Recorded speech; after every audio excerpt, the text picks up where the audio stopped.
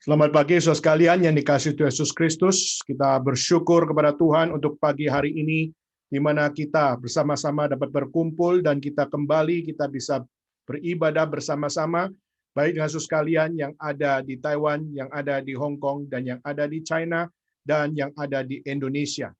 Saudara, hari ini adalah satu hari di mana dunia internasional merayakan akan satu hari yang namanya Father's Day, yaitu adalah Hari Ayah Sedunia. Kita percaya bahwa keberadaan ayah dalam hidup manusia adalah sesuatu yang penting.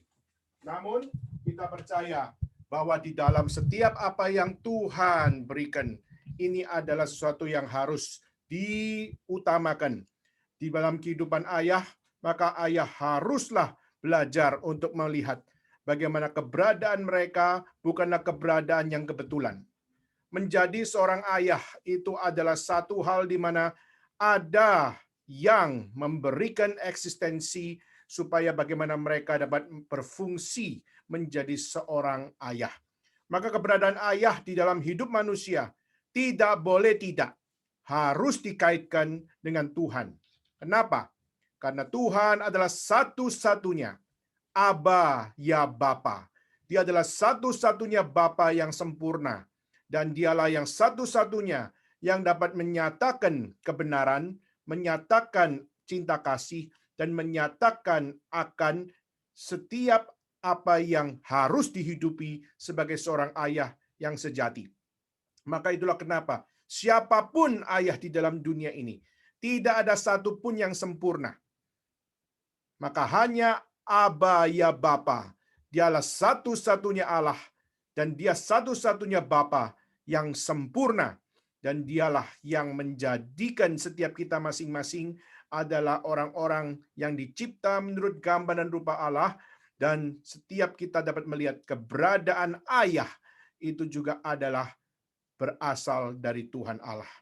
Maka setiap manusia tidak seorang pun yang sempurna. Kenapa?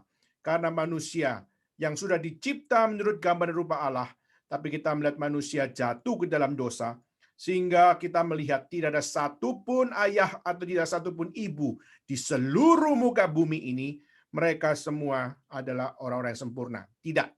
Maka semua berdosa, semua kehilangan kemuliaan Allah. Namun saudara sekalian, Tuhan Allah yaitu Aba ya Bapa. Dia peduli kepada manusia dan dia berfirman kepada orang-orang percaya melalui rasul, melalui nabi, yang tertulis dalam kitab suci, dan firman yang hidup yang datang ke dalam dunia menjadi manusia dan datang untuk menebus dosa, memberikan kebenaran, dan menang atas maut melalui Kristus Yesus. Maka melalui firman-Nya dia mendidik setiap orang-orang di seluruh muka bumi, khususnya pria dan wanita, untuk bagaimana mereka hidup selaras dengan apa yang Tuhan perkenan. Maka ini menjadi sesuatu yang inisiatif ilahi yang dilakukan, yang digenapi oleh Allah sendiri melalui Yesus Kristus. Itulah kenapa, saudara, kita menjadi seorang ayah atau menjadi seorang ibu, kita memiliki ayah dan kita memiliki ibu, kita memiliki keluarga dan sebagainya. Keberadaan mereka tidak bisa tidak, harus kita kaitkan di dalam karya Aba ya Bapa. Namun apakah mudah untuk bisa menghidupi firman-Nya? Apakah mudah bisa untuk selaras dengan perkenanan Tuhan? Tentu tidak gampang. Kenapa? Karena dosa kita, karena dosa mereka, karena setiap apa yang mereka lakukan tidak ada satupun yang sempurna. Namun saudara, bagaimanapun ada anugerah umum yang Tuhan berikan. Dan anugerah umum yang Tuhan berikan kepada setiap ayah, khususnya di dalam konteks hari ini, yaitu seorang ayah memiliki naluri seorang ayah. Naluri seorang ayah yang berusaha menjadi pemimpin, naluri seorang ayah yang berusaha menjadi teladan, naluri seorang ayah yang berusaha menyatakan kasihnya, naluri seorang ayah berjuang menghidupi keluarga. Saudara, itulah yang menjadi anugerah umum yang diberikan. Memang anugerah umum yang diberikan itu sesuatu yang indah, tetapi tidak semua ayah dapat melakukan dengan sempurna semuanya itu. Kalau kita mengingat ayah kita yang mungkin masih ada di dalam dunia ini atau yang sudah meninggal, ada kenangan yang baik, ada kenangan yang buruk. Namun, Saudara, anugerah umum ini sesuatu yang indah karena mereka berusaha menjalankan sesuai naluri yang Tuhan ciptakan, yaitu bagaimana seorang laki-laki, seorang ayah belajar untuk bagaimana menjadi teladan, belajar bagaimana menyatakan cinta kasih, dan belajar bagaimana menyatakan perjuangan di dalam keterbatasan mereka. Anugerah umum begitu indah. Namun, Saudara, anugerah umum tidak cukup. Tidak cukup jika mereka tidak di dalam Kristus yang adalah anugerah khusus yang diberikan bagi setiap orang percaya. Maka, Saudara, keberadaan ayah di seluruh dunia ini, secara anugerah umum mereka adalah orang-orang yang patut dihormati. Mereka orang yang patut kita ingat selalu, yang patut kita respect, baik mereka yang masih hidup maupun mereka yang sudah meninggal dunia. Tetapi saudara, jika mereka belum di dalam Kristus, maka kita harus untuk membawa diri kita untuk melihat tidak ada pengharapan jika tidak di dalam Kristus. Memang di dalam Kristus ada penyangkalan diri, ada pikul salib, ada mengikut Kristus. Tetapi saudara, semua disiplin-disiplin untuk menghidupi firman Tuhan, menghidupi setiap syarat-syarat mengikut Yesus, yaitu bagaimana mengutamakan Tuhan, menomorduakan diri, itu adalah sesuatu yang justru merupakan arti hidup orang benar, yaitu apa? Memuliakan Tuhan di dalam keterbatasan mereka. Maka saudara, saya akan membacakan satu ayat, khususnya saya berikan kepada para ayah yang hari ini mengikuti ibadah, maupun para laki-laki yang hari ini mengikuti akan ibadah hari ini. Yaitu apa, saudara? Saya mengutip dari Ibrani 12 ayat 7. Ibrani 12 ayat 7, yaitu berbunyi demikian. Mengalami kesukaran sebagai disiplin, Tuhan memperlakukan kamu sebagai anak lelaki. Untuk apa anak lelaki tidak disiplin oleh bapaknya? Surah ayat ini menyatakan bahwa apa? Bahwa setiap hidup manusia mengalami begitu banyak format-format yang begitu memberikan kesulitan maupun memberikan kesukaran. Tetapi setiap format itu bukan selalu adalah sesuatu yang buruk. Setiap mengalami kesukaran, mengalami kesulitan, mengalami tantangan, itu adalah satu anugerah. Dan anugerah di dalam mengalami kesulitan, kesukaran itu adalah anugerah, yaitu kita belajar menikmati apa yang namanya disiplin yang Tuhan anugerahkan. Di mana setiap kita diperlakukan bagaimana sepatutnya, bagaimana kita belajar untuk didisiplinkan oleh Tuhan. Kita belajar bagaimana diselaraskan dengan firman. Kita dibawa di dalam masuk di dalam perkenanan Tuhan, meskipun setiap kita punya keterbatasan-keterbatasan yang ada. Maka melalui hari ayah sedunia ini, kita sama-sama sebagai orang percaya, ingatlah bahwa kita sebagai ayah dan saudara sekalian memiliki ayah, keberadaan mereka dalam anugerah umum adalah satu hal yang indah bagi kita, karena dialah ayah yang dicipta oleh Tuhan dan diberikan naluri dan diberikan akan tanggung jawab secara general untuk bagaimana mereka dapat melakukan fungsi mereka sebagai ciptaan. Namun, sejak manusia jatuh dalam dosa, anugerah khusus yaitu Kristus Yesus satu-satunya tidak boleh tidak ada di dalam hidup kita. Atau tidak boleh tidak ada di dalam hidup orang yang menjadi ayah kita.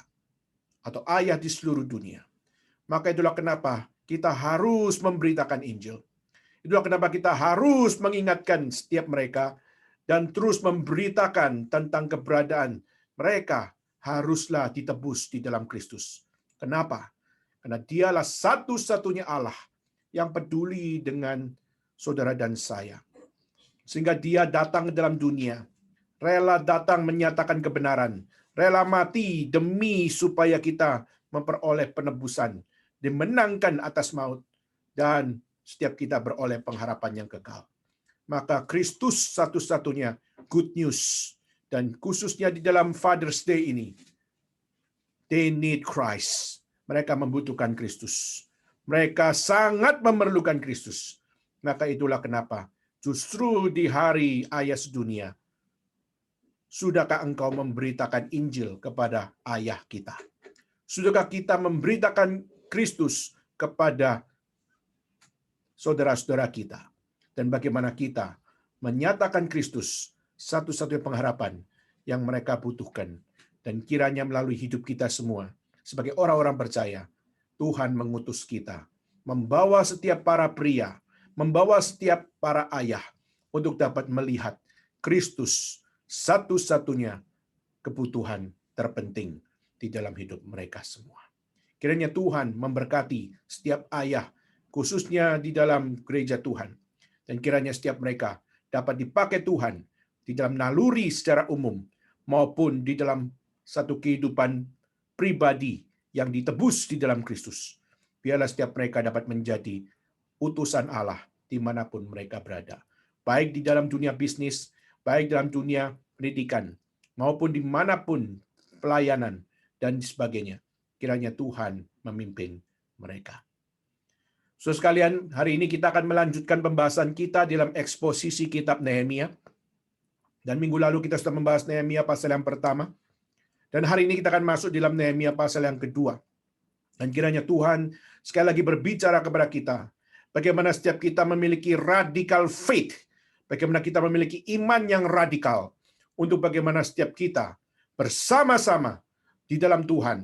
Untuk dapat belajar untuk membawa diri untuk setia di dalam pimpinan Tuhan.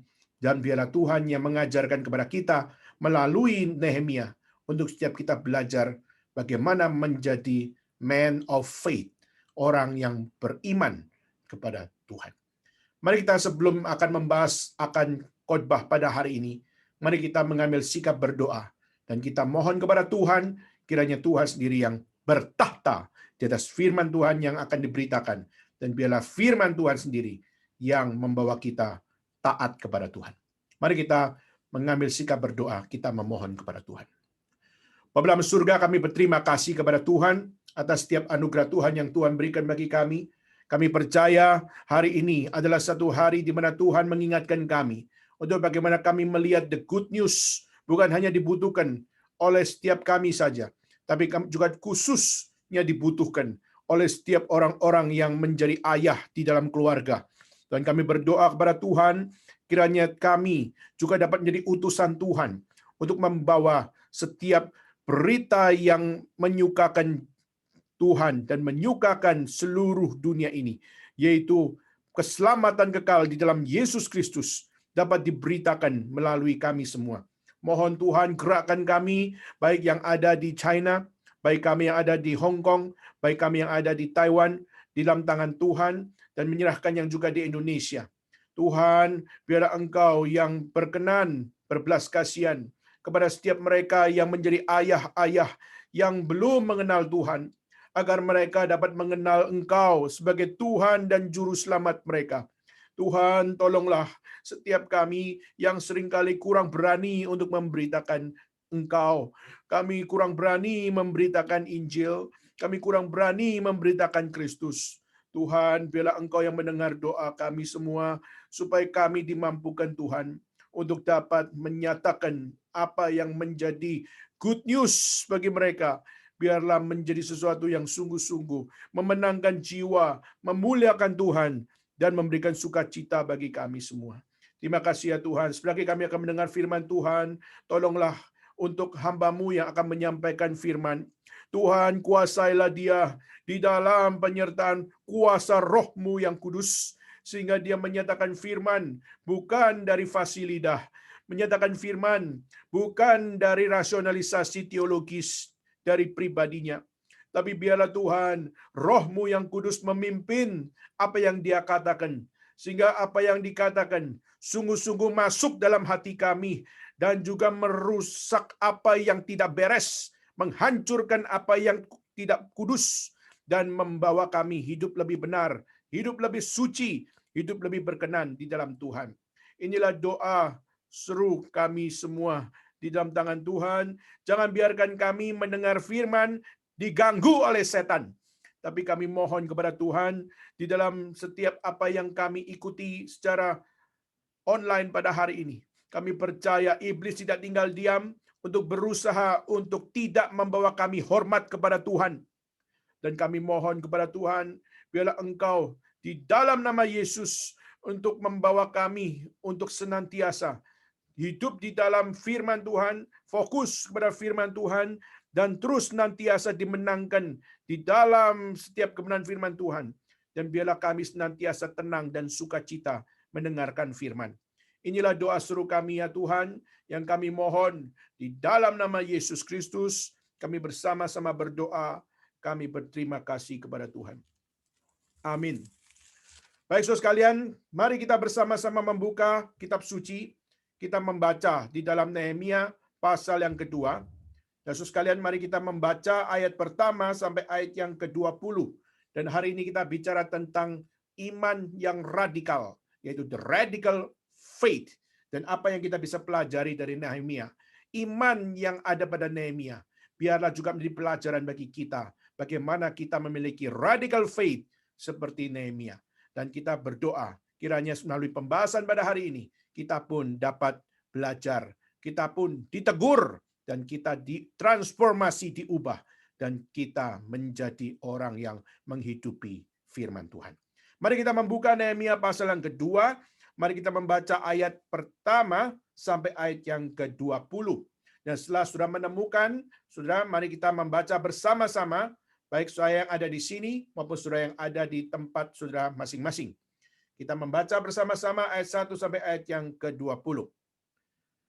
Pada bulan Nisan tahun ke-20 pemerintahan Raja Artahasta, ketika menjadi tugasku untuk menyediakan anggur, aku mengangkat anggur dan menyampaikan kepada raja. Karena aku kelihatan sedih, yang memang belum pernah terjadi di hadapan raja. Bertanyalah ia kepadaku, mengapa mukamu muram, walaupun engkau tidak sakit? Engkau tentu sedih hati.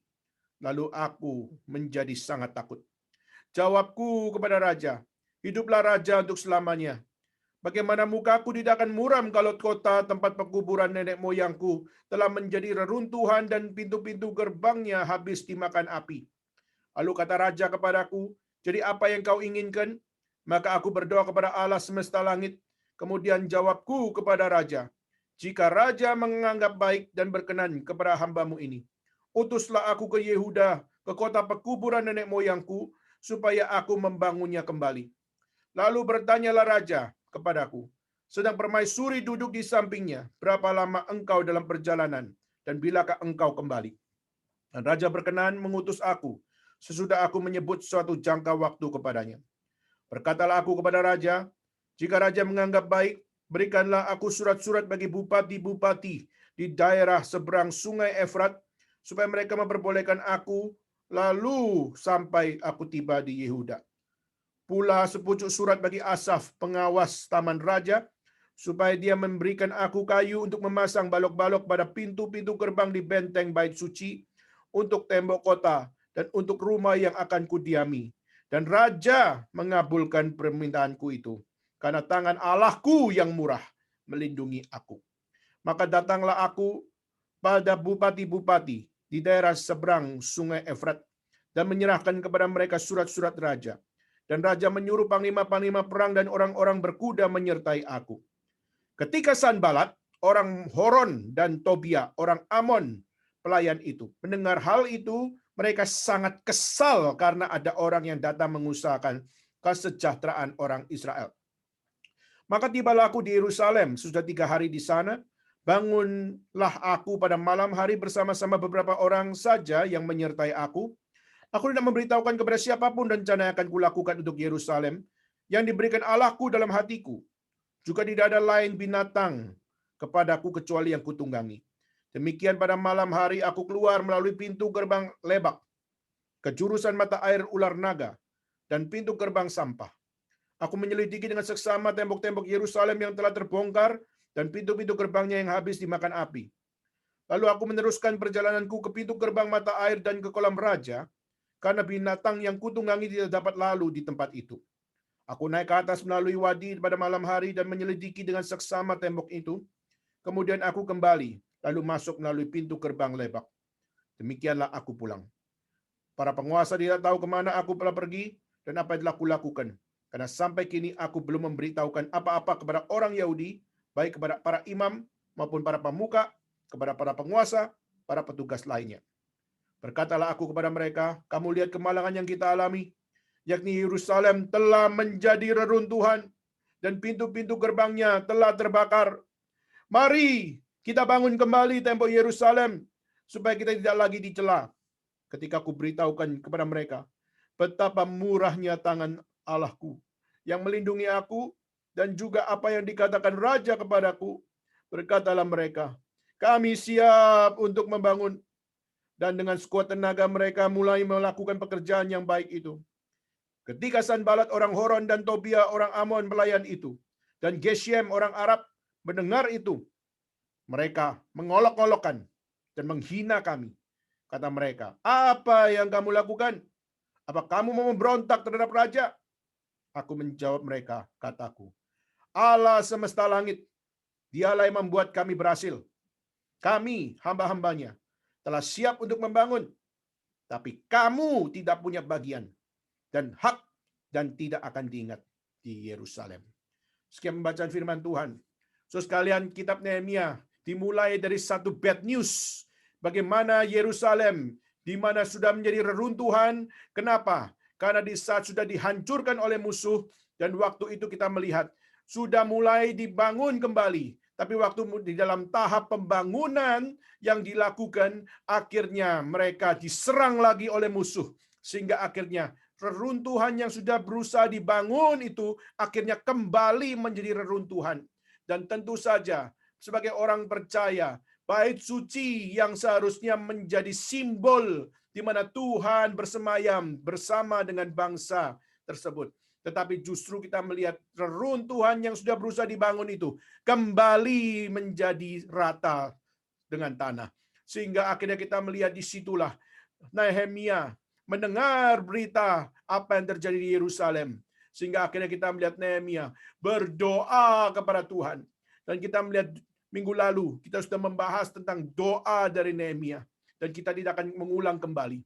Dan saudara, pada saat dia berdoa kepada Tuhan Allah, dia memohon kepada Tuhan Allah, kiranya Tuhan Allah yang berbelas kasihan, khususnya bagaimana memimpin bangsa Yehuda. Dan saudara, pada saat kita melihat hari ini, kita mau belajar dari Nehemia. Setelah dia berdoa, apakah dia membuang imannya? Pada saat dia berdoa, apakah dia melakukan akan revolusi terhadap Tuhan? Pada saat dia berdoa, apakah dia memaksa Tuhan? Pada saat dia berdoa, apakah dia taat kepada Tuhan? Dan pada saat dia berdoa, apakah setelah dia berdoa, dia sungguh-sungguh tetap percaya kepada Tuhan? Nah, saudara, hari ini kita bicara tentang the radical faith. Kita akan belajar dari iman dari Nehemia. Kenapa kita perlu belajar iman dari Nehemia? Karena Nehemia seorang awam. Dia bukan seorang rasul, dia bukan seorang nabi, dia hanyalah seorang juru minuman. Dan saudara, dia adalah seorang budak. Dan dia seorang budak yang melayani menjadi seorang juru minuman. Dan menjadi seorang juru minuman, minggu lalu saya sudah menjelaskan. Dari juru minuman berarti dia menjadi orang yang memiliki pangkat yang tinggi. Karena dia selalu bersama-sama dengan raja. Dan dia mempersiapkan minuman raja. Dan bukan itu saja. Setiap minuman raja harus dia cicipi dulu. Kenapa? Karena pada saat minuman itu diracun atau tidak, itu sebelum dinikmati oleh raja, juru minuman harus make sure bahwa minuman itu minuman yang bisa diminum dengan sehat. Maka itulah kenapa kita melihat menjadi seorang Nehemia, pada dia harus bergumul dengan hidup dan mati setiap hari. Pada dia harus bergumul bagaimana menjadi orang yang menjamin bahwa raja tidak kekurangan apapun dan tetap sehat dan sebagainya. Maka itulah kenapa di satu sisi dia memperoleh satu pangkat yang tinggi, tapi satu sisi yang lain dia harus menjadi seorang yang bergumul dengan hidup dan mati. Nah, saudara, di dalam kehidupan seorang Nehemia, dia menangis, dia meratap karena Yerusalem sudah menjadi reruntuhan, sudah menjadi rata dengan tanah. Dan setelah itu, dia terus, kalau kita baca di dalam ayat 5 sampai ayat 11 pasal yang pertama, kita melihat dia berdoa kepada Tuhan. Dan dia bukan berdoa hanya 1 hari, tapi dia berdoa 4 bulan. Saudara. Selama 4 bulan dia berdoa kepada Tuhan, dia memohon hikmat Tuhan, dia memohon jalan yang Tuhan tunjukkan, dia memohon setiap apa yang menjadi next step yang harus diambil. Saudara, dan saudara, pada saat kita melihat di dalam keadaan yang begitu sedih, di dalam keadaan yang begitu bergumul, kita melihat raja melihat Nehemia. Dan waktu raja melihat Nehemia, engkau tidak sakit, tapi engkau sedih. Maka dia sebagai seorang raja berkata, mengapa engkau sedih, padahal engkau tidak sakit? Saudara, hal ini sesuatu yang lumrah.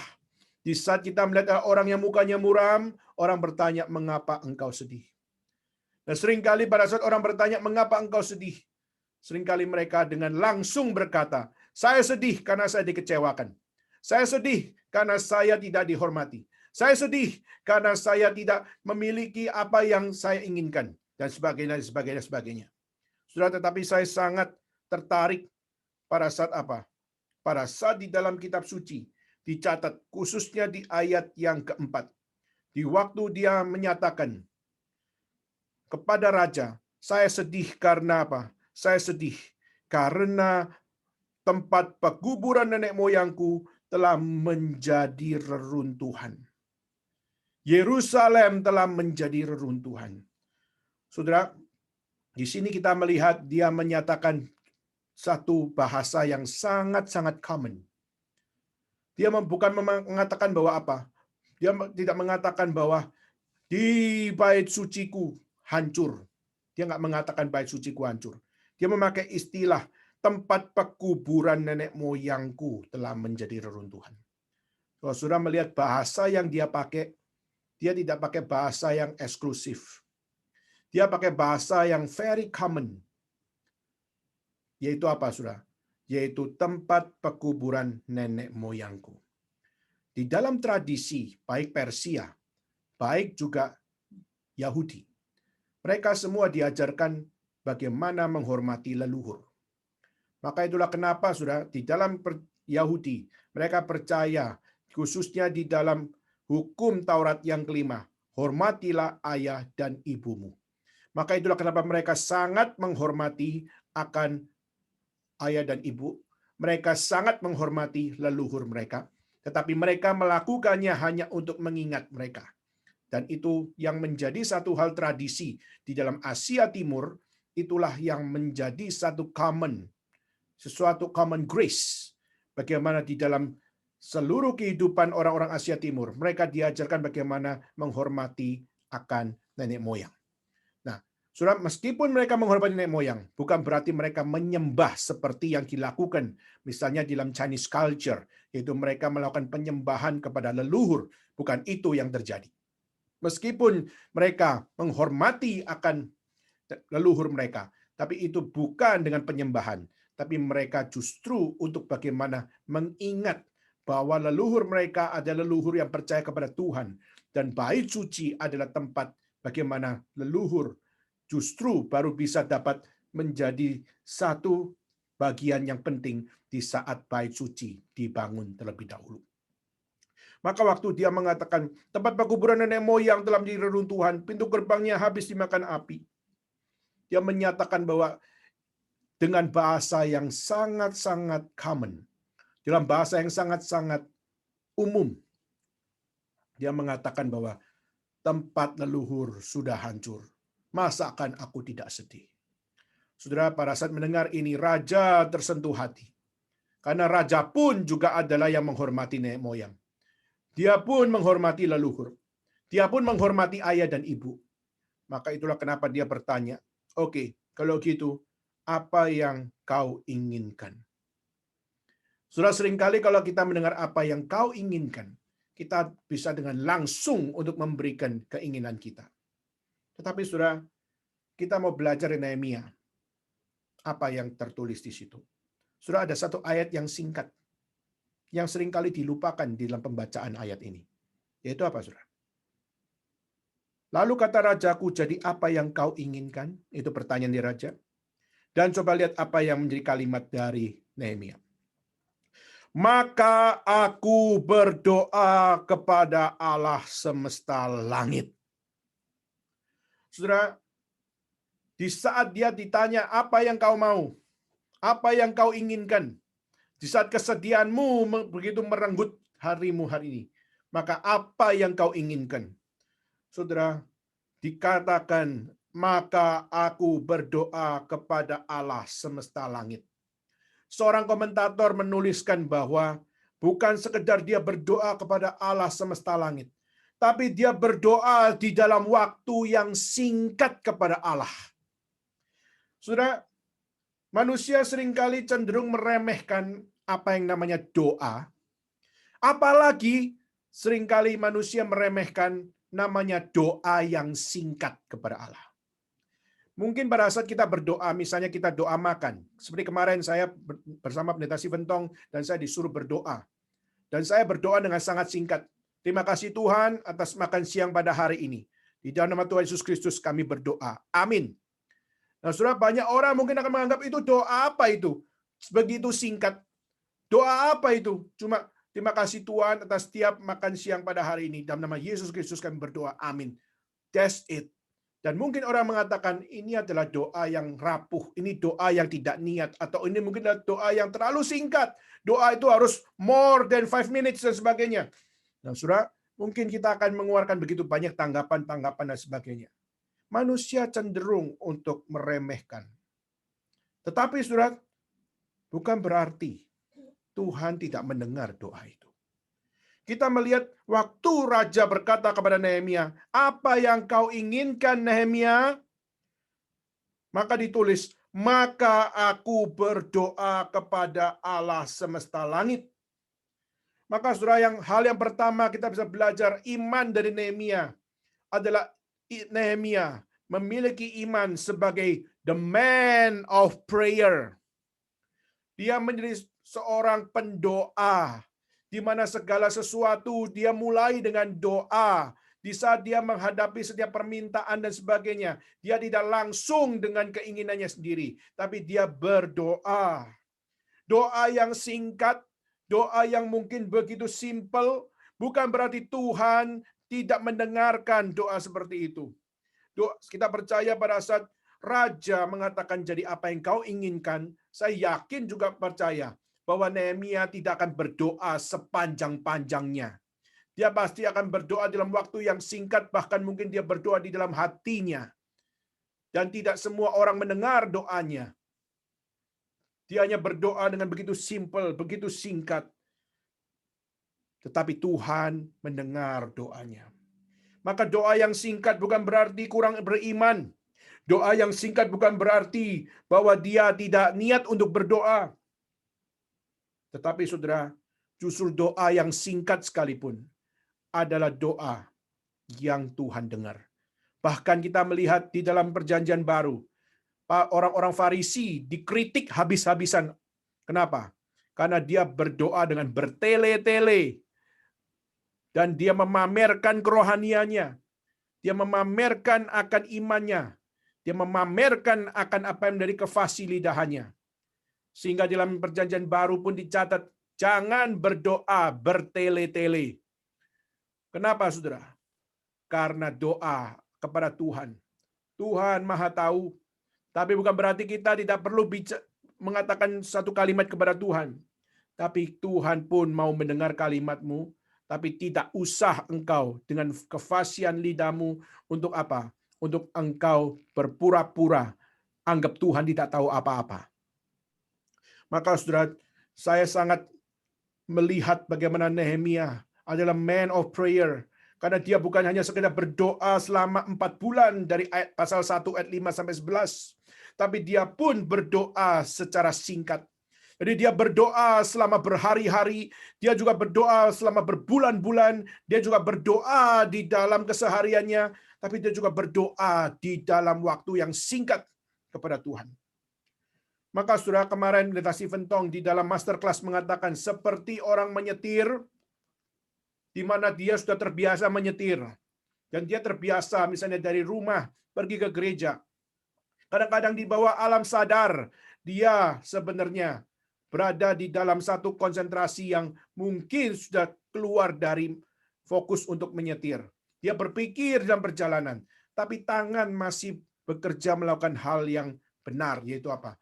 Melakukan perjalanan belok kanan, belok kiri, lampu merah dan sebagainya. Semua di bawah alam sadar, tetapi semua tetap on track, on the track. Saudara, maka Pendeta Stephen mengatakan bahwa apa? Itu adalah satu hal kehidupan di bagaimana secara refleks kita bisa berdoa di dalam Tuhan, baik di dalam kesadaran maupun di bawah alam sadar, terus berdoa kepada Tuhan. Nah, orang yang bisa punya akan kehidupan seperti itu, itulah yang menjadi kehidupan man of prayer. Kenapa, saudara? Karena man of prayer, dia adalah punya kehidupan doa, dan di dalam perjanjian lama pun dikatakan merenungkan firman Tuhan siang dan malam, berdoa siang dan malam. Itu bukan seperti tidak melakukan apa-apa, tapi di dalam baik di dalam kesadaran maupun di dalam bawah alam sadar, memiliki akan satu doa pribadi kepada Tuhan. Dan pada saat dalam waktu yang begitu singkat sekalipun, masih bisa berdoa secara singkat. Dan waktu dalam masa yang paling menghimpit sekalipun, penuh kesedihan sekalipun, masih bisa berdoa di dalam waktu yang panjang. Saudara, ini menunjukkan bahwa Nehemia mengajarkan kepada kita, menjadi orang yang beriman, harus dari orang yang terus berdoa kepada Tuhan, baik dalam waktu yang panjang maupun waktu yang singkat. Kenapa, saudara? Doa itu penting. Karena doa bukan diukur sebenarnya dari panjang dan pendeknya. Tapi doa itu diukur dari seberapa kita takluk dan taat kepada Tuhan. Seberapa kita bersandar total kepada Tuhan. Seberapa kita sungguh-sungguh berserah kepada Tuhan. Itulah yang menjadi konten yang penting. Saudara, doa boleh panjang, boleh pendek, tetapi konten doa, iman di dalam doa itu, apakah setia kepada Tuhan? Apakah sungguh-sungguh bersandar kepada Tuhan? Sungguh-sungguh taat kepada Tuhan? Dan sungguh-sungguh berserah kepada Tuhan? Saudara, Nehemia mengajarkan di dalam kesedihannya, dia pakai waktu yang panjang maupun waktu yang pendek untuk mengajarkan kepada kita bahwa life of prayer itu perlu ada di dalam kehidupan kita. Maka kita dapat menjadi orang yang sungguh-sungguh mengikut Tuhan. Maka saudara, Nehemia mengajarkan kepada kita yang pertama, iman yang radikal dimulai dari mana? Dimulai dari kehidupan doa. Dimulai dari bagaimana doa itu adalah mengutamakan Tuhan Allah, memprioritaskan Tuhan Allah, dan mempercayakan segala sesuatu kepada Tuhan Allah di dalam waktu yang panjang maupun dalam waktu yang singkat, mengutamakan Tuhan Allah. Dan saudara, inilah satu hal, the radical faith, yaitu apa? Dia tidak mengutamakan diri, tidak mengutamakan kebutuhan manusia, dia mengutamakan Tuhan dulu. Maka saudara, inilah menjadi hal yang penting. Di saat kita hari ini di era pandemik sekalipun, kita pun bergumul dengan banyak hal. Bagaimana kita survive ini, bagaimana kita bisa untuk tetap hidup dalam kehidupan seperti ini. Kita memiliki kekhawatiran ini, kita memiliki kekhawatiran itu. Kita punya kesedihan ini, kita punya kesedihan itu. Kita punya complicated life seperti ini, kita punya life yang begitu complicated seperti itu. Dan kita melihat seluruh apa yang terjadi seperti ini.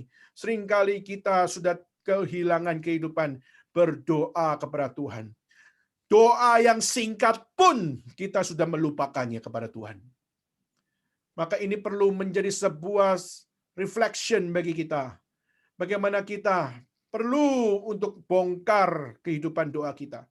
Sudahkah kita sungguh-sungguh berdoa kepada Tuhan di dalam setiap waktu kita? Sungguhkah kita berdoa dengan sungguh-sungguh di dalam setiap kehidupan kita, in the good way or the bad way, khususnya di dalam setiap kehidupan kita hari ini? Kita tidak selalu hidup di dalam ketenangan, Kita mungkin hidup dalam gundah gulana yang luar biasa, orang nggak bisa mengerti. Tapi saudara, Nehemia mengatakan, aku juga punya kesedihan. Aku juga punya akan satu kelemahan. Tetapi aku percaya bahwa satu-satunya jalan, yaitu aku harus berdoa kepada Tuhan. Saudara, itu kenapa Martin Luther mengatakan doa adalah nafas orang Kristen.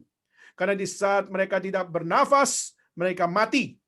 Pada saat mereka tidak berdoa, mereka mati. Di saat mereka tidak bergantung kepada Tuhan, mereka mati. Maka ini konsisten sekali dengan apa yang terjadi pada saat manusia jatuh dalam dosa.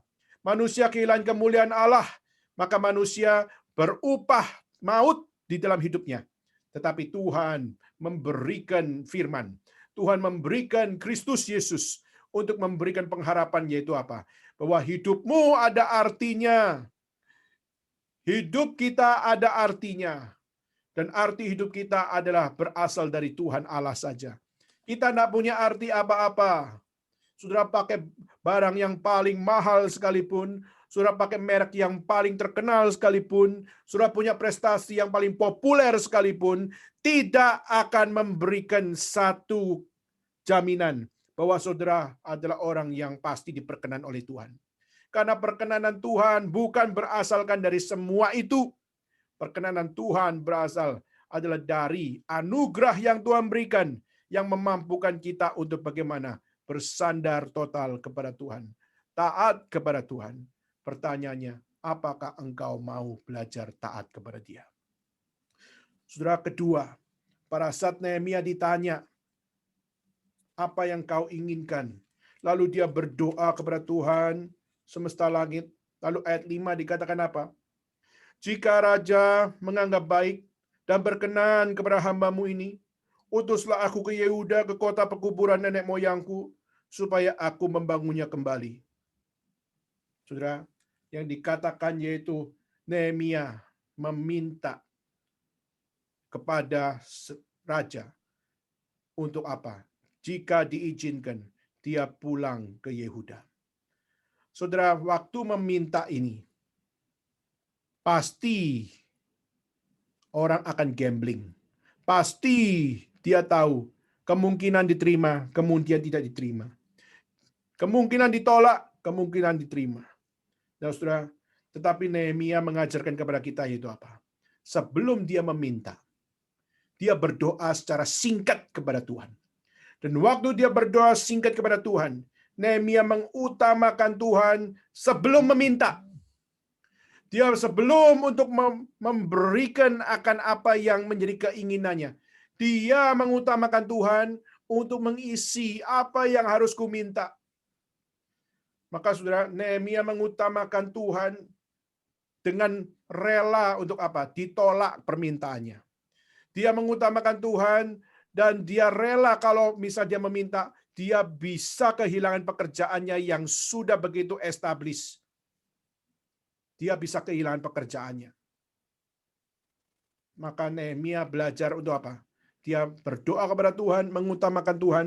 Apa yang terjadi nanti, itu menjadi sesuatu yang bukan soal. Maka dia menomorduakan jabatan.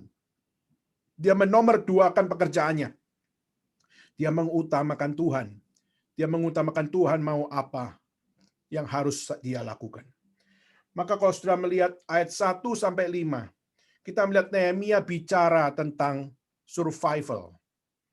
Dia bicara tentang bagaimana aku adalah seorang yang mengangkat anggur. Aku seorang yang sudah punya pangkat. Aku seorang yang sudah punya pekerjaan yang mapan. Aku sudah punya akan satu establishment yang luar biasa. Semua orang mengakui aku adalah orang yang selalu menjamin bahwa raja dalam keadaan baik. Maka raja tergantung pada saya. Dan sebagainya. Tetapi saudara, dia sebagai seorang yang sudah memikirkan satu kehidupan yang survive. Kalau kita melihat kehidupan seperti itu, dia sudah survive, dia sudah enak, dia sudah tidak perlu mikir yang lain. Dia sudah mapan. Tetapi saudara, justru yang dia lakukan itu apa? Dia menawarkan diri untuk apa? Jika raja mengizinkan, utuslah aku kembali untuk membangun tempat nenek leluhurku, titik moyang leluhurku. Maka saudara, dia mengorbankan diri demi Yerusalem. Dia mengorbankan diri demi rumah Tuhan. Dia mengorbankan diri demi untuk apa? Demi pekerjaan Tuhan. Dia sudah punya pekerjaan yang mapan, dia sudah punya akan sesuatu yang sudah begitu established, tapi dia berdoa kepada Tuhan, dan Tuhan menggerakkan dia untuk apa? Meminta kepada raja, utuslah aku kembali. Utuslah aku kembali. Aku tinggalkan pekerjaan, aku tinggalkan kemapanan, aku tinggalkan prestasi, aku tinggalkan setiap hormat, aku tinggalkan semua yang sudah selama ini menjadi security, kehidupan yang secure, life yang begitu pleasurable. Dia belajar berkorban demi Tuhan yang memimpin. Saudara, dia bukan sekedar man of prayer. Nehemia mengajarkan kita perlu belajar the man of priority. Kita harus punya prioritas dalam kehidupan kita. Ada kalanya Tuhan izinkan kita bekerja. Ada kalanya Tuhan izinkan kita jadi businessman. Ada kalanya Tuhan izinkan kita menjadi seorang scholar. Ada masanya Tuhan membiarkan kita untuk berada dalam dunia sekuler.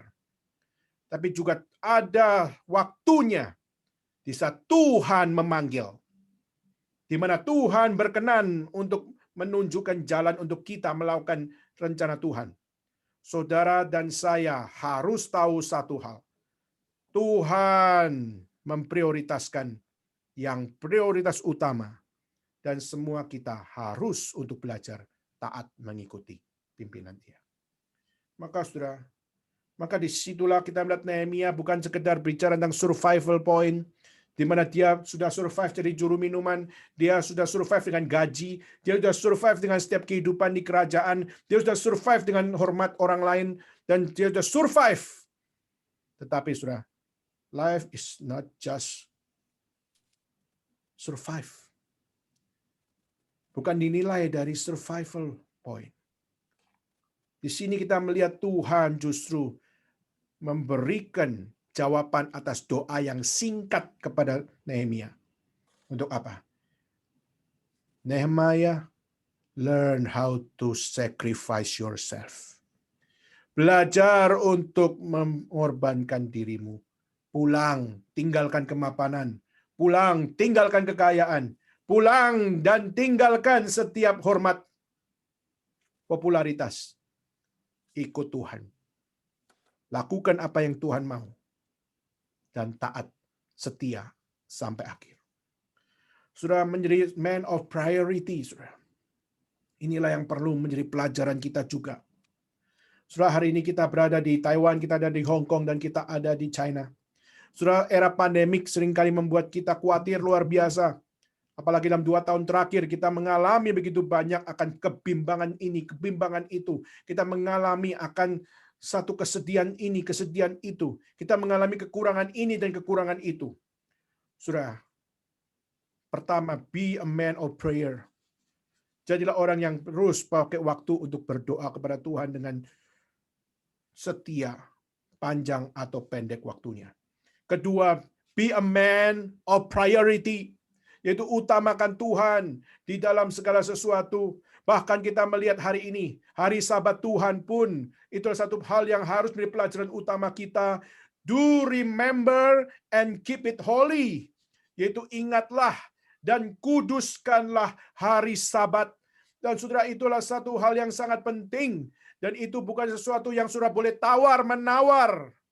Kalau saudara sebagai orang yang bekerja, saudara harus belajar untuk apa? Saudara harus untuk belajar mengutamakan. Mengutamakan apa? Mengutamakan apa yang harus diutamakan. Yang harus diutamakan adalah apa? Yang harus diutamakan adalah Tuhan. Kemarin ada satu pasang ada satu pasang muda-mudi bertanya dengan Pak Tong. Bertanya apa? Dia bertanya, bolehkah saya sebelum nikah kami daftar di catatan sipil dulu? Jadi catatan sipil kami sudah oke, maka baru kami akan menikah di gereja. Saudara Pendeta Stephen Tong akhirnya memberikan jawaban.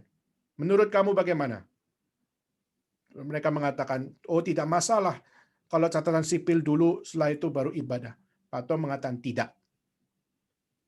Harus utamakan Tuhan dulu. Berarti apa?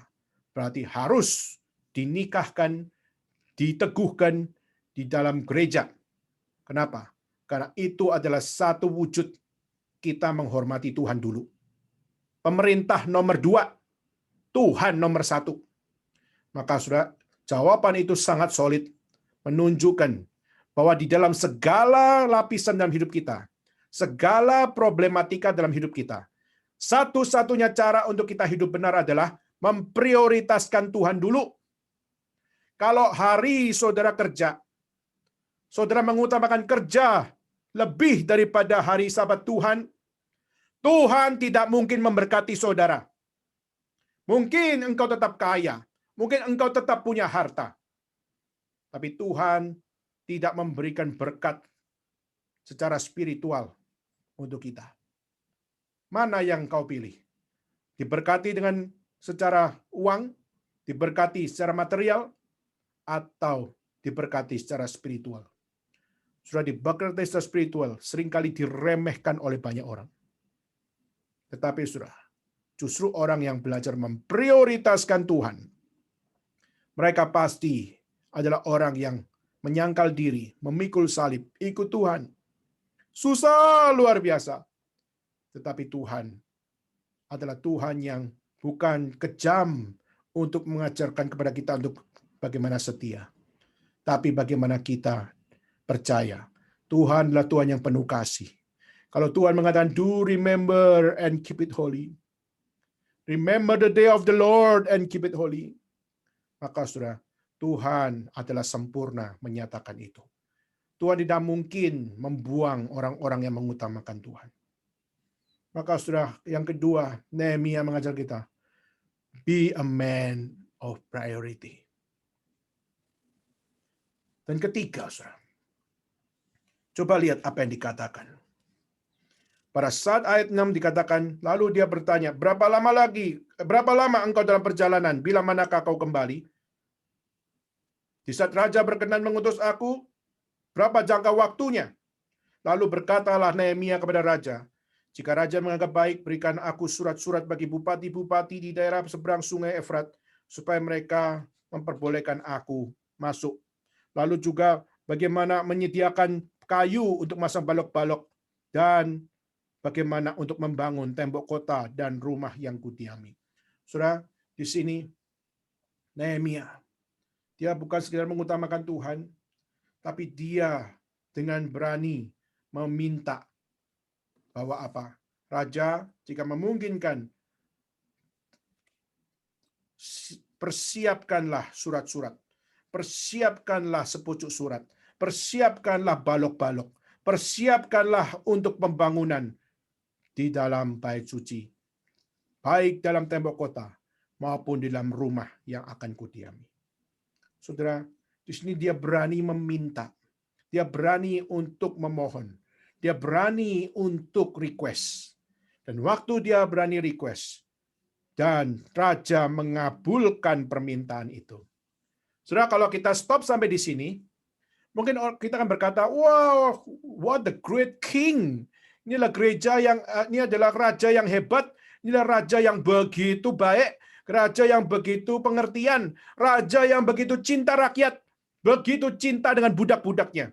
Mungkin kita akan stop sampai di sini dan mengatakan, what the great king, the king of Artasasta. Mungkin kita mengatakan, wah ini contoh raja yang baik.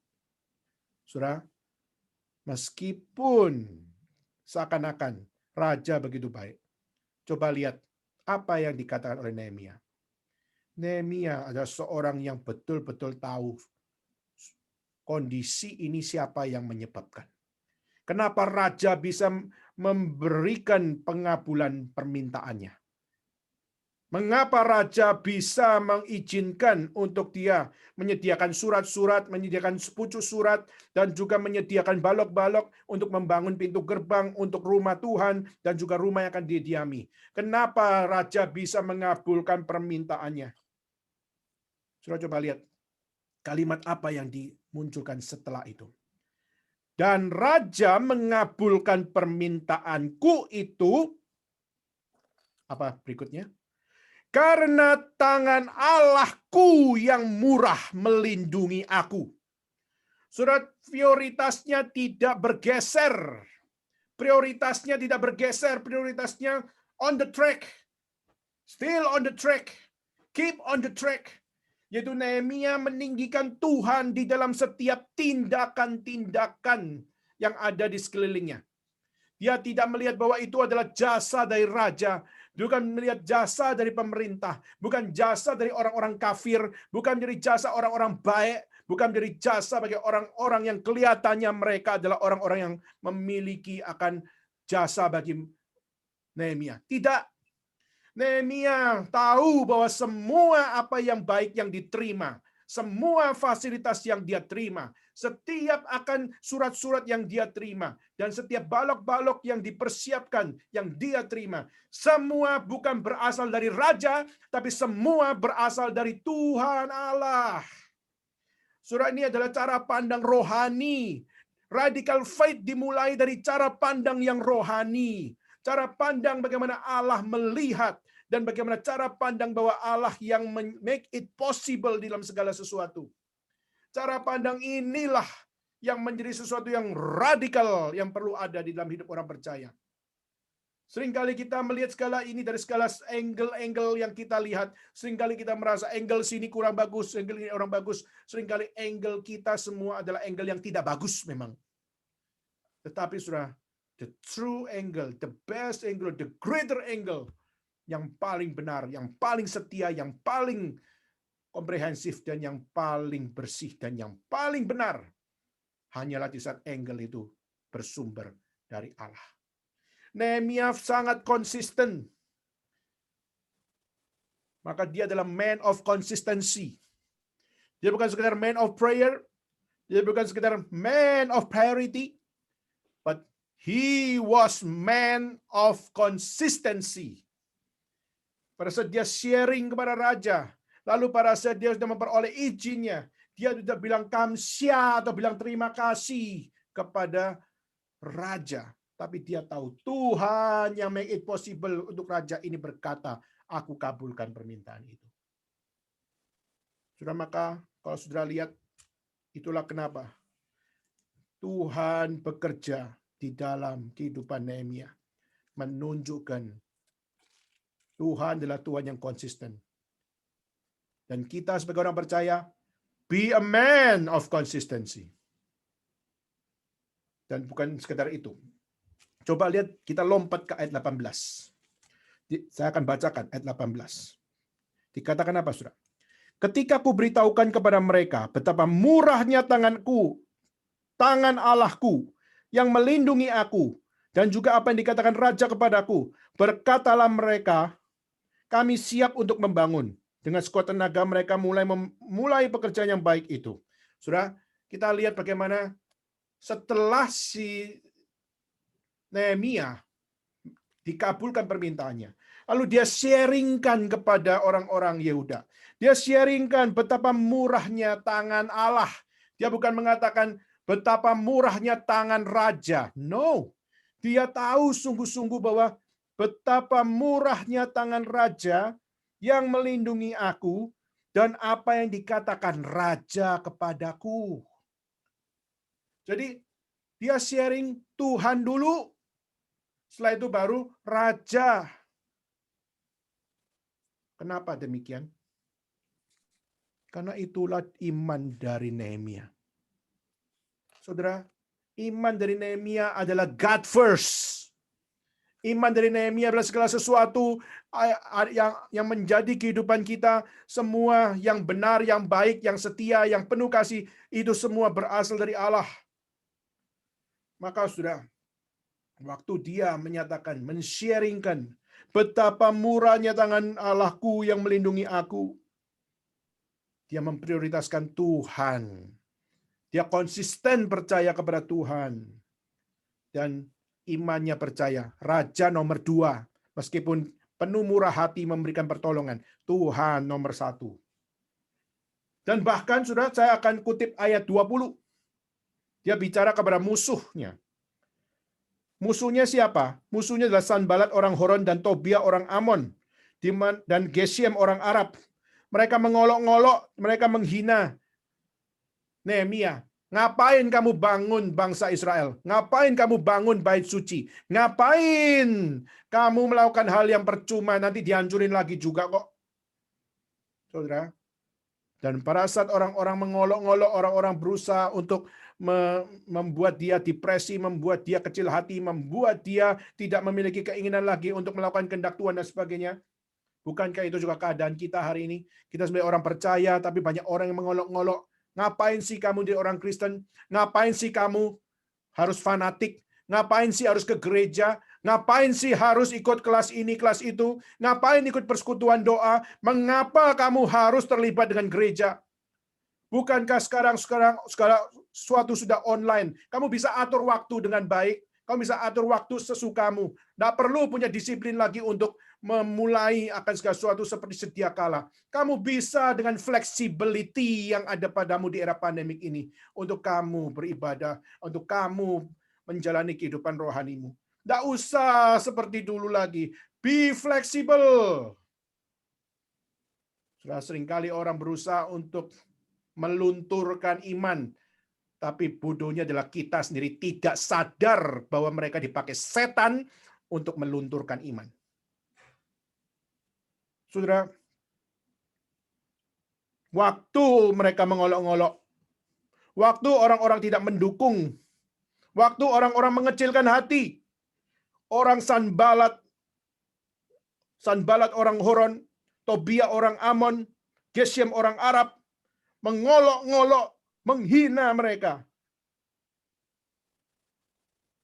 Saudara, apa yang dilakukan oleh Nehemia? Sekali lagi, he was man of consistency. Dia mengatakan apa? Allah semesta langit, dialah yang membuat kami berhasil. Kami hamba-hambanya telah siap untuk membangun. Maka itu menjadi satu komitmen. Yaitu apa? Yaitu Tuhan adalah Tuhan yang harus diutamakan oleh orang percaya. Dan orang-orang yang percaya kepada Tuhan, maka merekalah yang dimampukan untuk melakukan apa yang Tuhan percayakan. Maka pekerjaan Tuhan, pelayanan yang Tuhan percayakan, itu adalah diberikan bagi mereka yang mau setia. Mereka yang mau belajar hidup memuliakan Tuhan. Yang mau belajar untuk bagaimana senantiasa bersandar kepada Tuhan. Yang mau belajar bagaimana memprioritaskan Tuhan. Tetapi saudara, ini menjadi satu pelajaran juga bahwa apa? Bahwa kami hamba-hambanya, Tuhan akan membuat kami berhasil. Kenapa? Karena Tuhan adalah sumber dari segala apa yang benar. Dan mereka melakukan apa yang benar, maka mereka dipercayakan oleh Tuhan melakukan apa yang benar. Tapi saudara, kalimatnya belum selesai. Kalimat berikutnya apa?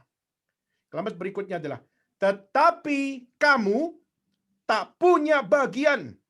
Tetapi kamu tak punya hak dan tidak akan diingat di Yerusalem. Berarti menunjukkan bahwa apa, saudara? Pelayanan tidak diberikan kepada semua orang. Bisa melayani Tuhan itu adalah sesuatu privilege, di mana privilege itu bukan diberikan kepada semua orang. Maka saudara, kita harus melihat saudara bisa melayani Tuhan, itu adalah sebuah privilege. Tetapi orang yang Tuhan tidak percayakan pelayanan, itu adalah satu hal yang pertama adalah apa? Tuhan masih memproses dia untuk bagaimana dia belajar untuk melayani, atau belajar untuk terlibat melayani. Tapi yang kedua adalah Tuhan mungkin tidak mau pakai orang seperti itu. Nah, sudah kita lihat Nehemia. Di mana hamba-hambanya, Tuhan akan membuat kami berhasil. Kami telah siap untuk membangun. Maka di situ dia percaya bahwa apa? Bahwa semua yang dipercaya oleh Tuhan, di saat kami mengutamakan Tuhan, di saat kami membulatkan hati untuk kami mau taat kepada Tuhan, maka kami percaya bahwa kami akan melakukan semuanya karena Tuhan yang mampukan kami untuk siap membangun. Tetapi kami juga tahu ini tidak diberikan kepada orang-orang yang tidak hormat kepada Tuhan. Orang-orang yang tidak mengutamakan Tuhan. Orang-orang yang tidak memprioritaskan Tuhan. Maka saudara, ayat ini menunjukkan satu dalil pelayanan tidak boleh diisi oleh orang-orang yang tidak punya hati untuk memprioritaskan Tuhan. Maka itulah mengapa pelayanan itu adalah satu medan di mana kita berperang secara rohani. Kita melayani Tuhan mungkin cuma di belakang layar, cuma di depan layar. Saudara, di depan layar itu cuma, di belakang layar juga cuma. Sama saja. Ada yang mukanya kelihatan, ada yang tidak kelihatan di dalam pelayanan. Sama saja itu cuma. Yang harus kelihatan adalah Tuhan Allah. Yang harus kelihatan adalah firman Allah. Yang harus kelihatan adalah apa yang Tuhan firmankan, yang Tuhan kerjakan. Itulah yang harus dilihat. Nggak usah lihat muka ini. Nggak usah lihat apa yang ada pada dirinya. Lihatlah apa yang dinyatakan oleh Tuhan Allah. Saudara, maka ini bukan main-main. Di satu sisi kita melihat Tuhan izinkan Nehemia bersama dengan orang-orang Yehuda untuk menyatakan apa? Bahwa rumah Tuhan sudah harus dibangun. Dimulai dari sacrifice. Dan kita melihat Allah semesta langit, Dia yang membuat kami berhasil. Kami telah siap membangun. Saudara, hari ini kalau kita mengatakan saya mau melayani Tuhan. Tapi mungkin orang mengatakan apa? Ah, kamu, emangnya kamu bisa dipakai Tuhan? Bukankah kamu hidup nggak beres? Bukankah kamu hidup nggak benar? Bukankah kamu hidup begitu biasa-biasa saja? Kamu nggak spektakuler? Kamu nggak pinter? Kamu nggak punya akan satu hal yang lebih daripada yang lain? Masa akan Tuhan mau pakai kamu? Saudara, pada saat kita melihat seringkali itulah yang terjadi di dalam kehidupan kita. Kita sendiri menjadi orang-orang yang melihat, membaca, kok bisa ya saya jadi orang Kristen ya? Kok bisa jadi orang percaya ya? Saudara, saya ada beberapa waktu kemarin melihat di YouTube, saudara, ada perdebatan antara seorang teolog, maaf bukan teolog, dia seorang filsuf ya. Dia seorang filsuf di mana satu adalah sangat mendukung komunis. Dan yang satu adalah yang secara sekuler, saudara. Tapi pandangan sekulernya itu adalah pandangan sekuler yang mempercayai tentang keberadaan Tuhan. Dan dia mengatakan bahwa apa? Saya sebagai seorang yang berpengetahuan, dan saya awalnya tidak terlalu tertarik dengan Tuhan. Tetapi, pada saat dia semakin belajar, semakin mencari kebenaran dan sebagainya, akhirnya dia mengatakan bahwa akhirnya saya menemukan kebenaran yang mutlak itu ada pada Tuhan. Dan saya heran sama diri saya sendiri. Kok bisa saya jadi orang Kristen? Kok bisa saya percaya Yesus? Kok bisa saya orang yang sangat-sangat logis ini bisa mempercayai Kristus? Mungkin sudah bisa melihat kesaksian dari seorang bernama Jordan Peterson.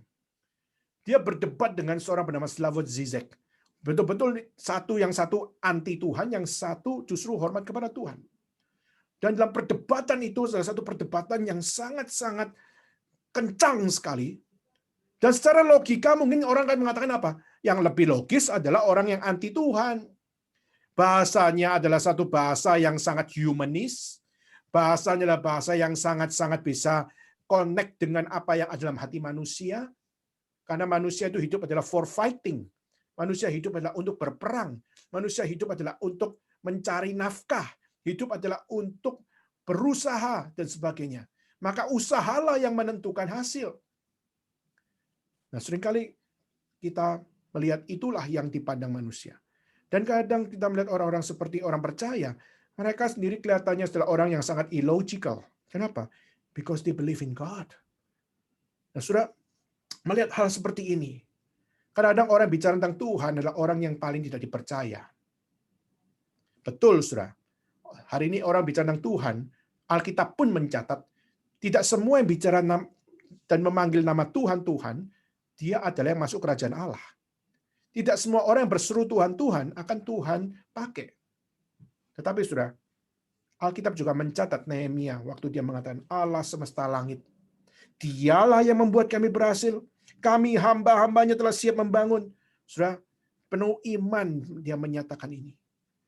Tapi dia juga tahu, pelayanan bukan diisi oleh semua orang.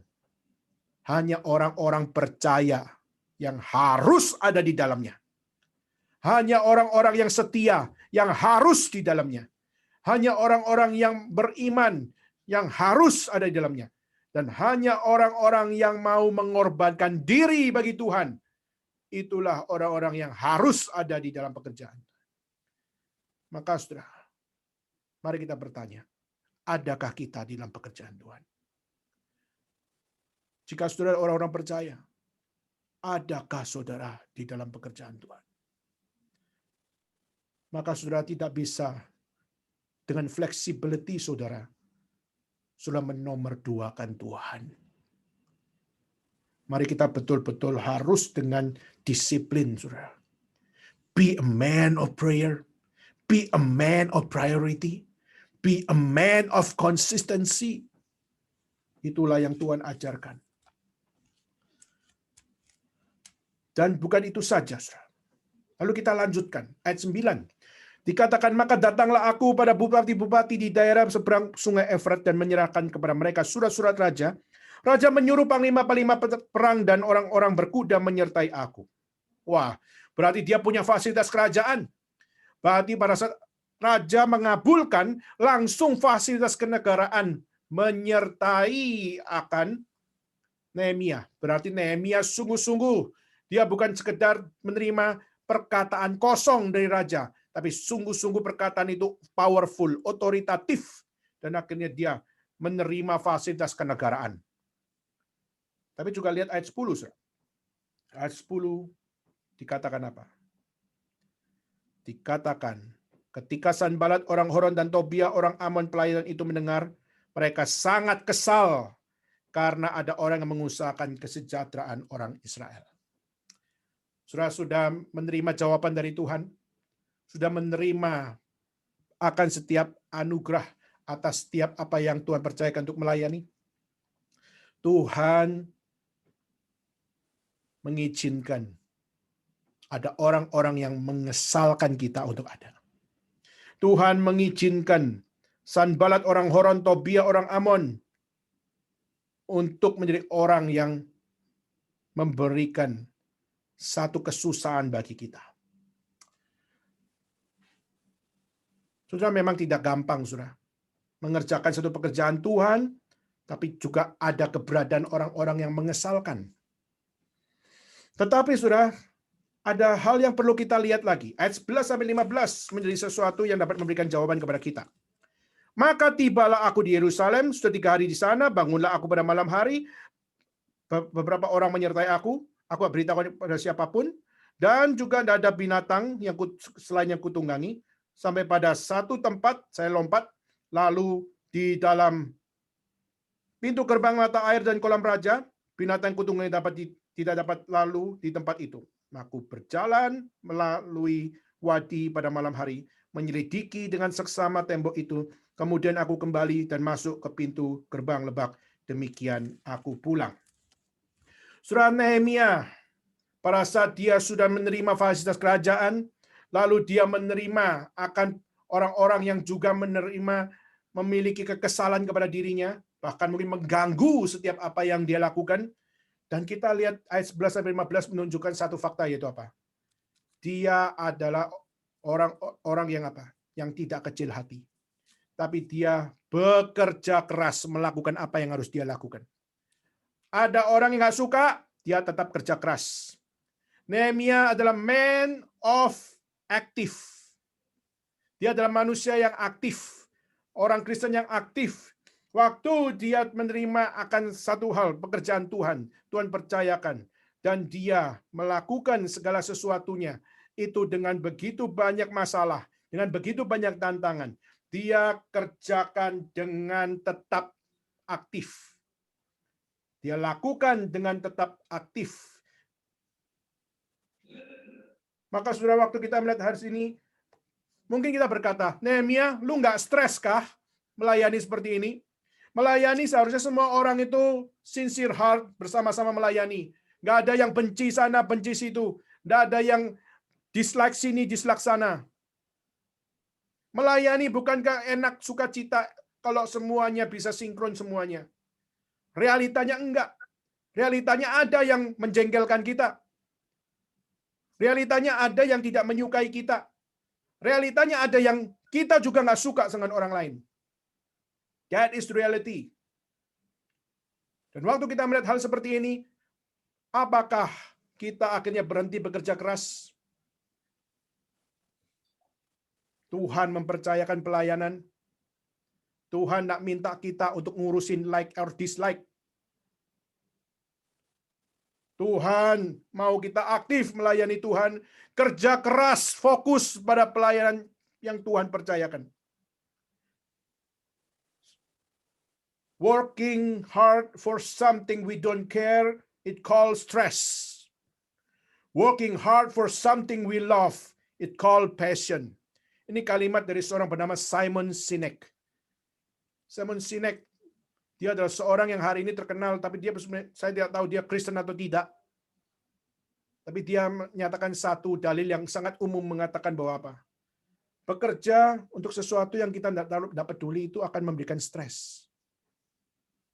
Kita melayani, saya pinjam istilah dari Simon Sinek ini, kalau kita melayani di dalam pelayanan yang kita tidak suka,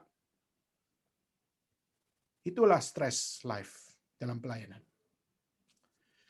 Tetapi sudah working hard for something we love, atau lebih sacrednya atau lebih sakralnya, working hard for something God's love,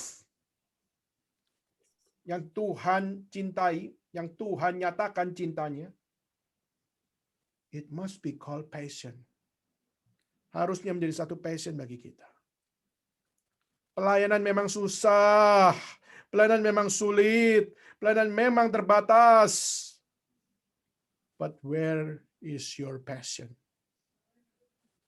Is that your stress life?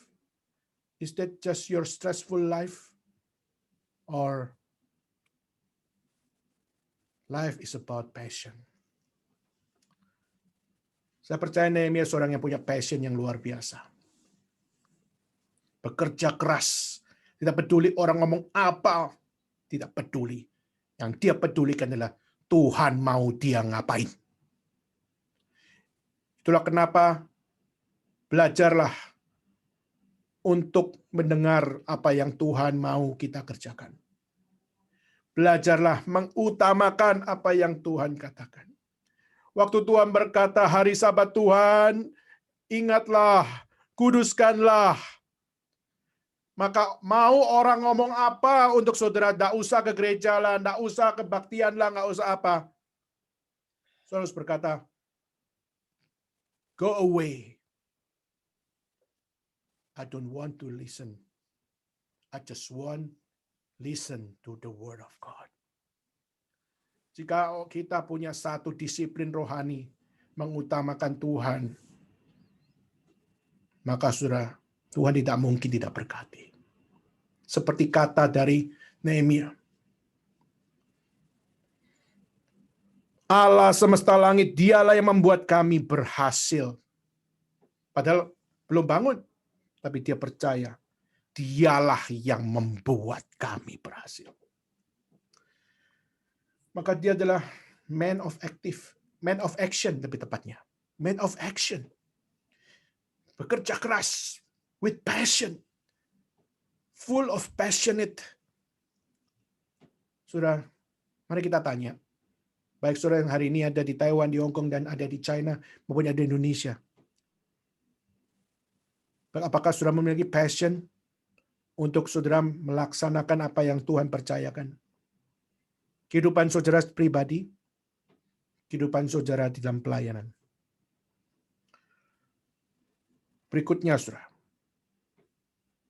Kita melihat tadi sudah dilakukan dengan bagaimana Nehemia memiliki sebuah hal, dia survive di dalam apa yang Tuhan percayakan. Lalu dia melakukan apa yang namanya satu survei. Dia melihat bagaimana keadaan. Dan waktu dia melihat keadaan di situ, dia bicara tentang satu hal, itu apa? Dia bicara tentang melayani bukan cuma urusan pribadi. Tapi lihat ayat 16 dan 16 sampai 18. Para penguasa tidak tahu kemana aku pergi, apa yang kulakukan. Sampai kini aku belum memberitahukan apa-apa kepada orang Yahudi, baik kepada para imam maupun para pemuka, kepada para penguasa dan para petugas. Berkatalah aku kepada mereka, kamu lihat kemalangan yang kita alami, yakni Yerusalem telah menjadi reruntuhan dan pintu gerbangnya telah terbakar. Mari kita bangun kembali tembok Yerusalem, supaya kita tidak lagi dicela. Ketika aku beritahukan kepada mereka betapa murahnya tangan Allah yang melindungi aku dan juga apa yang dikatakan Raja kepadaku, berkatalah mereka, kami siap untuk membangun. Maka dengan sekuat tenaga mereka memulai pekerjaan yang baik itu. Surah berikutnya, Nehemia menjadi orang yang mengajak others untuk apa? Melayani Tuhan. Dia men-sharingkan, aku bukan orang yang one man show, yang bisa melayani Tuhan bersama sendirian. Dunia pelayanan itu bukan milik pribadi, bukan milik personal. Pelayanan dalam milik bersama. Maka saudara, pelayanan milik bersama, dan dia mengajak semuanya, khususnya orang-orang percaya, untuk apa? Mari kita membangun rumah Tuhan. Mari kita melayani Tuhan bersama-sama. Mari kita membulatkan hati mengutamakan Tuhan. Orang ngomong apa, tutup telinga. Orang ngomong apa, jangan dengar. Orang ngomong apa, jangan kita utamakan. Utamakan dulu Tuhan bicara apa. Dan waktu kita melihat Tuhan bicara apa, dan Tuhan memberkati apa, dan Tuhan mau kita memperjuangkan apa, Tuhan mau kita korban apa, itulah yang perlu untuk apa? Kita introspeksi.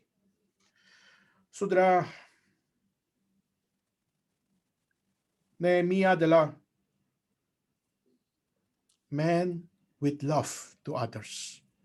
Dia mencintai orang-orang percaya yang lain. Karena dia mencintai orang percaya yang lain, dia mengencourage orang-orang untuk apa? Ayo dengar firman Tuhan yuk. Ayo dengar apa yang Tuhan sudah beritakan. Ayo dengar apa yang Tuhan sudah dengan murah hatinya menyatakan kepada kita. Ayo kita sama-sama. Saudara, kita harus membaca Nehemia, orang yang sedih hatinya. Dia adalah orang yang tahu bahwa Yerusalem sudah hancur. Dan dia tahu bahwa kita tidak punya kemampuan untuk membangunnya. Tapi with God, all things are possible. Maka dia waktu membaca akan setiap apa yang di keadaan itu. Waktu Tuhan dengan murah hatinya melindungi, murah hatinya menyediakan, murah hatinya mengizinkan untuk dia bisa pulang ke Yehuda. Dia tidak mau pulang sendiri. Dia mengatakan, mari kita bangun kembali. Saudara, dia adalah orang yang punya cinta kasih untuk apa? Orang lain, ayo sama-sama kita taat bersama. Mari kita setia bersama. Mari kita berjuang bersama. Mari kita angkat kaki, angkat tangan. Kita sama-sama untuk bekerja bagi kemuliaan nama Tuhan bersama. Mari kita bangun kembali. Saudara, ini sesuatu yang penting luar biasa. Harus ada yang berteriak untuk berkata, mari kita bangun kembali. Saudara, hari ini saya sebagai hamba Tuhan pun ingin kita sama-sama, baik saudara yang ada di Taiwan, yang ada di China, yang ada di Hong Kong, yang di Indonesia, saya rindu kita sama-sama bisa belajar dari Nehemia. Tuhan sudah murah hati mempercayakan pelayanan kepada kita. Susah payah, suka duka, semua kita jalani. Dan Tuhan mau kita bukan tercerai-berai. Tuhan mau kita bangun kembali. Tuhan mau kita satukan hati. Tuhan mau kita sama-sama melakukan aksi. Bukan personal, bukan one man show. Tapi lakukan bersama-sama. Maka kalau kita punya satu hal seperti ini, saya percaya kita bisa dipakai Tuhan untuk mengikuti arus yang Tuhan percayakan. Tapi kalaupun arus itu belum ada, mungkin Tuhan mau kita menjadi seperti Nehemia. Be a man to shout out. Yang Tuhan panggil untuk berteriak. Berteriak untuk apa? Tuhan sudah murah hati. Mari kita melayani, bangun kembali sama-sama. Dan saudara, kita hari ini di era pandemi, kesusahan kita semua, kita sudah lihat. Masihkah engkau melihat Tuhan yang murah hati? Masihkah engkau melihat Tuhan yang setia? Masihkah Tuhan yang begitu penuh kasih? Engkau melihatnya untuk kita bersama-sama tetap setia seperti Tuhan begitu setia. Dan terakhir, saudara,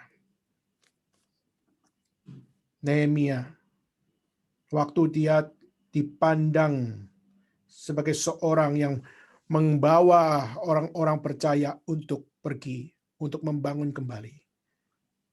Sekali lagi, Sanbalat orang Horon, Tobia orang Amon, Geshem orang Arab, mengolok-ngolok dan menghina mereka.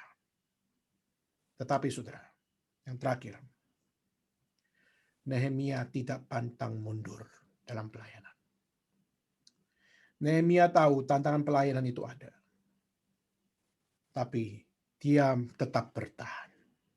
Diolok, diejek. Dia tetap berani. Dia tetap pantang mundur. Dia tetap maju. Meskipun, saudara, kalau kita lihat, apakah berarti Nehemia ini orang yang sempurna? Apakah Nehemia ini adalah orang yang pemberani benar-benar? Tidak loh, saudara. Kalau kita lihat, Nehemia itu seorang penakut.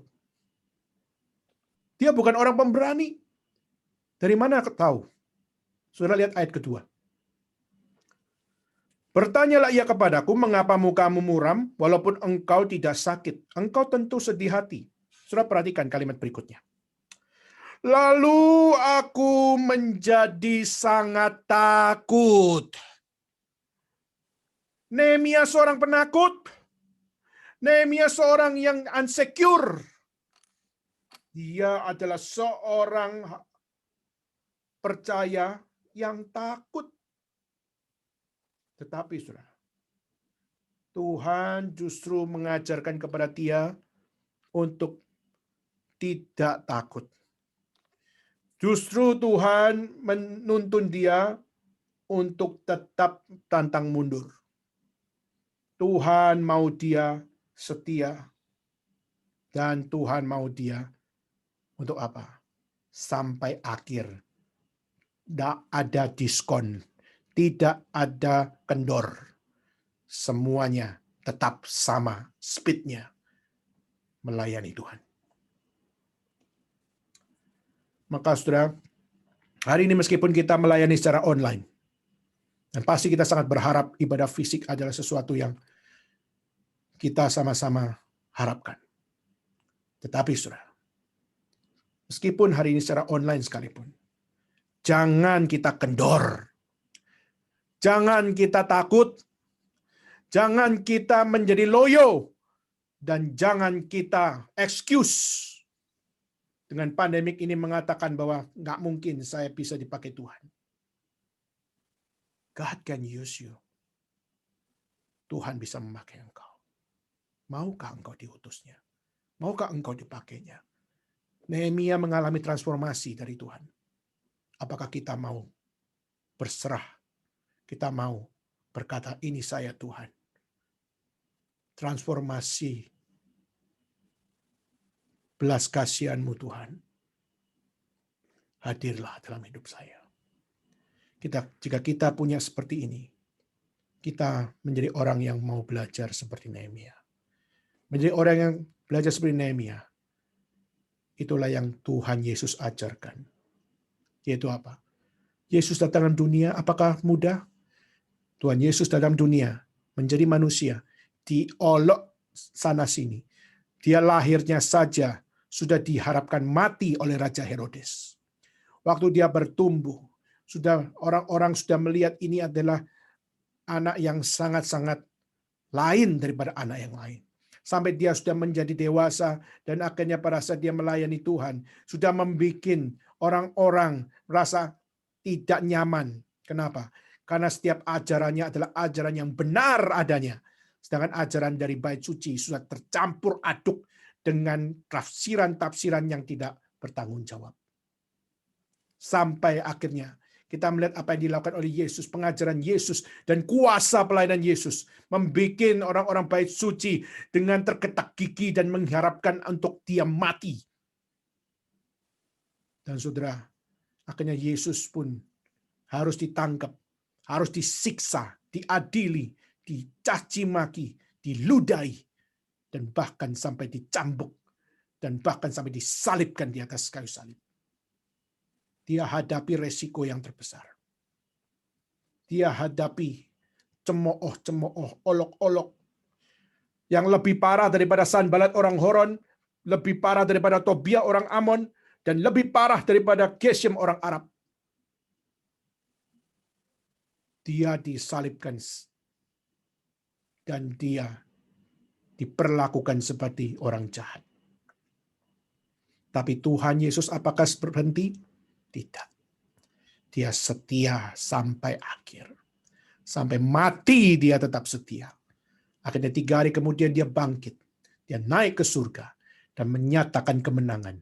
Menyatakan penggenapan bahwa apa? Bahwa akulah jalan, kebenaran, dan hidup yang kekal. Tidak ada seorang pun yang dapat sampai kepada Bapa jika tidak melalui aku. Are you with me? Apakah engkau bersama dengan aku?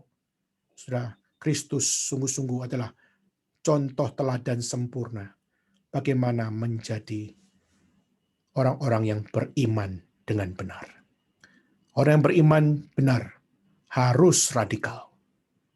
Radikal bukan radikal yang negatif, tapi radikal yang sempurna.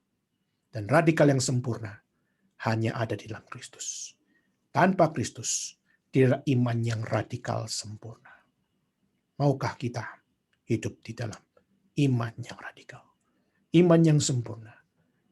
Hanya Kristus satu-satunya. Kiranya Tuhan berbicara secara pribadi di dalam diri kita masing-masing. Saya tidak tahu apakah saudara hari ini mengikuti khotbah dengan sungguh-sungguh atau tidak. Jika saudara tidak sungguh-sungguh mendengar firman Tuhan, biar Tuhan yang mengampuni engkau. Tapi kalau Tuhan mengizinkan saudara sekalian mendengar firman Tuhan dengan jeli, dengan teliti, dengan fokus, saya percaya ada yang Tuhan mau rubah dalam hidupmu. Dan biar Tuhan bekerja di dalam hidup kita masing-masing. Mari kita bagi berdiri bersama-sama. Mari kita bersama-sama berdoa. Bapa dalam surga, kami berterima kasih kepada Tuhan. Seringkali kami punya iman begitu kecil. Meskipun Alkitab mengatakan iman yang seperti biji sesawi pun dapat memindahkan gunung. Tapi masalahnya iman kami yang kecil ini pun adalah iman yang tidak percaya kepada Tuhan.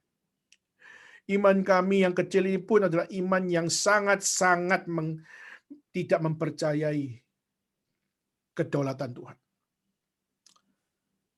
Mungkin jangan-jangan kami sudah melayani Tuhan. Kami sudah jadi orang Kristen. Kami pun sudah melayani gerejamu ya Tuhan. Tapi kami masih punya iman yang sangat-sangat remeh. Sehingga iblis dengan gampangnya untuk menggoncangkan kesaksian hidup kami. Tuhan, dengarlah doa hamba-Mu. Tuhan, dengarlah doa kami semua. Kami rindu kami bisa membangun kembali bersama-sama.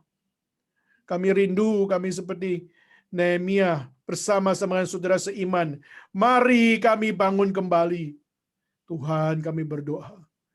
Kiranya sungguh-sungguh kami bukan sekedar take it for granted sebagai orang-orang yang mengikut Tuhan.